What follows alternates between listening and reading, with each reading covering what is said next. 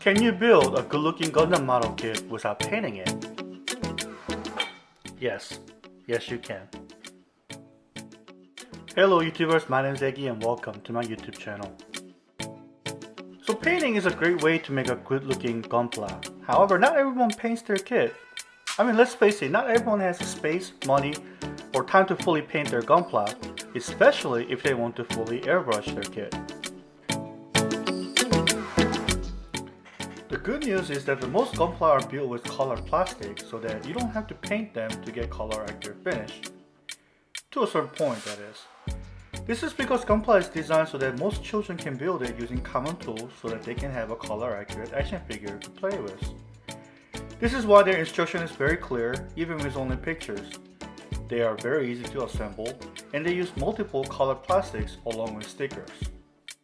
Because of this, a lot of people, not just children, but teenagers and adults, find the Gunpla as a great hobby, often finding them building over the weekend on a dining table. And I am one of them. So today, as I get back to building from 2 months of hiatus, I decided to do a simple clean build, and I will show you how you can build a good looking Gunpla without painting it. And the kit I will be building is this, High-Grade Gundam AGE Normal. Building this kit was very easy, instruction was clear, and all parts fit without any issues. I started the build by cutting out each part out of their sprues. I used a double cut method here to minimize the stretch mark on the plastic. Once the parts were cut out, the nut marks were filed and sanded to a smooth finish. Once all the parts were cleaned, they were assembled according to the instructions.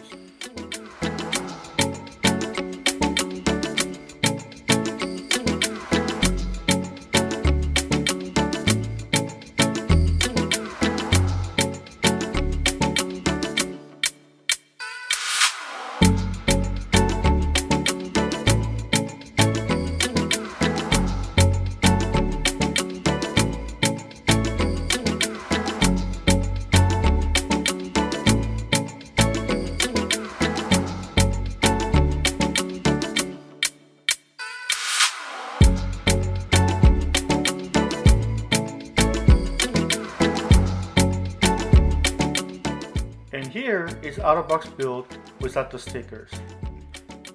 Bandai engineered this so well, even without basic snap fit, it looks great and it is color accurate to a certain point.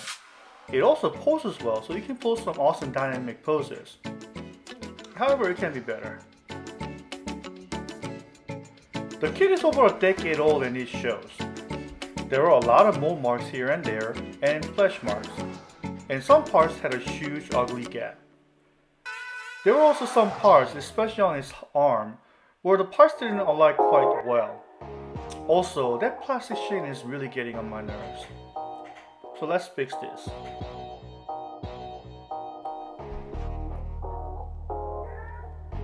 So first thing first, let's get rid of this safety knob.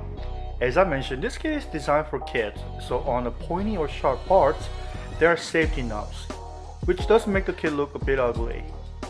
So all you have to do is cut it off, file it, and send it to a smooth finish.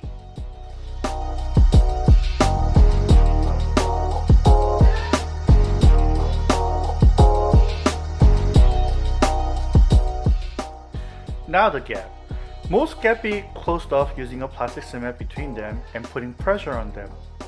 The cement will melt the plastic on both parts, and when they dry, it will be as if it's one piece. It's like welding the parts together. After the cement dries, just clean them off with a fine sandpaper and it will look like it's in one piece. Some surface details will be lost, but they can be scribed again using a simple scribing tool or a file.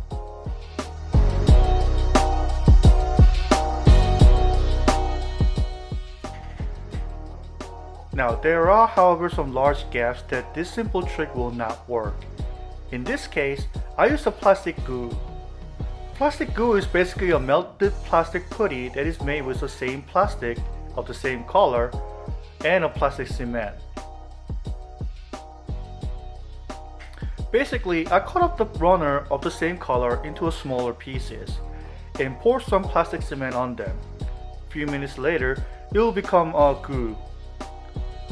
I'll apply this glue onto a gap and wait until it dries. Usually it takes about a day.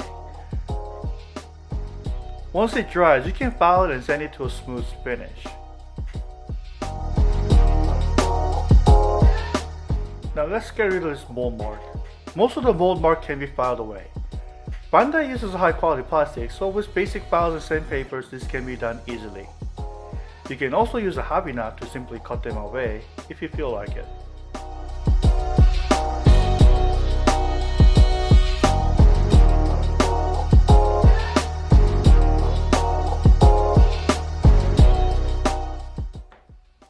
Now I have to take care of the plastic sheen.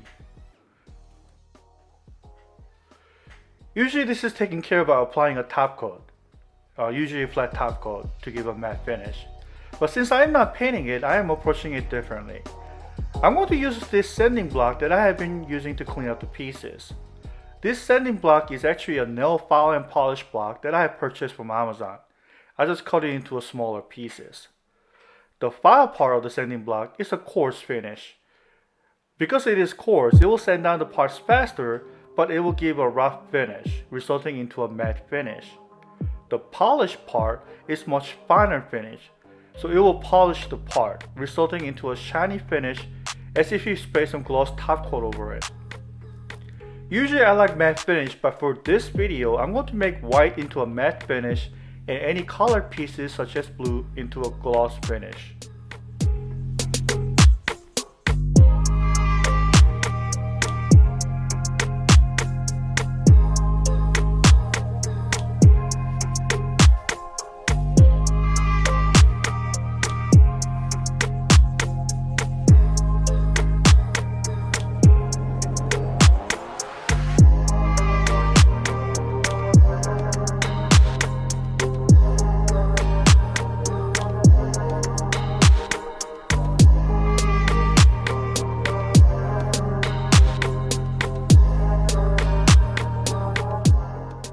Now the stickers.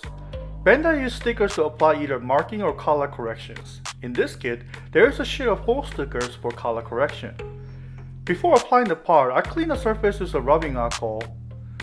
Once the surface is clean, I use a tweezer to peel off the sticker and carefully place it onto the part. I also use a soft stick such as a toothpick to press down on a raised or lower part so the sticker folds into a shape. Using a tweezer or metal pick here will tilt the sticker, so softer item works best here. And here is the finished kit. It may not look that different from the earlier pictures, but if you look closer, the kit is much more cleaner looking. It still does not compare to a fully painted kit, but it still looks great. The whole process of building and cleaning up the kit took a couple of days, so this was a great weekend project for me. Now as for the kit was easy to build and it looks great out of the box, not to mention really cheap. I recommend this kit.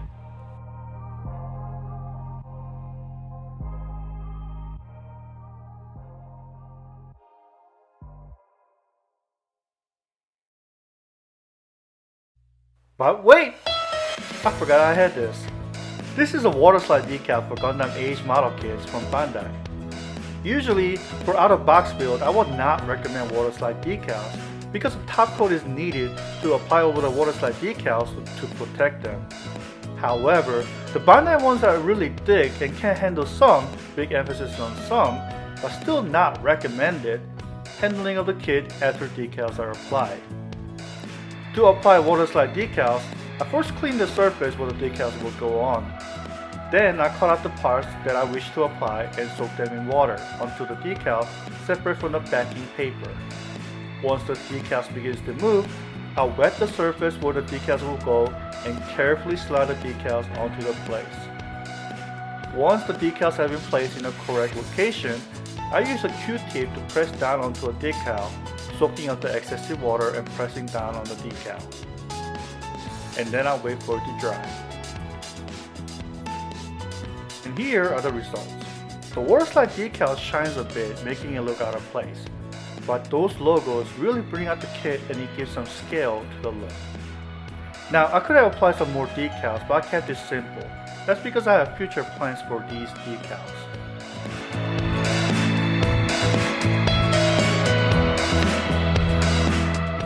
Thank you for watching this video.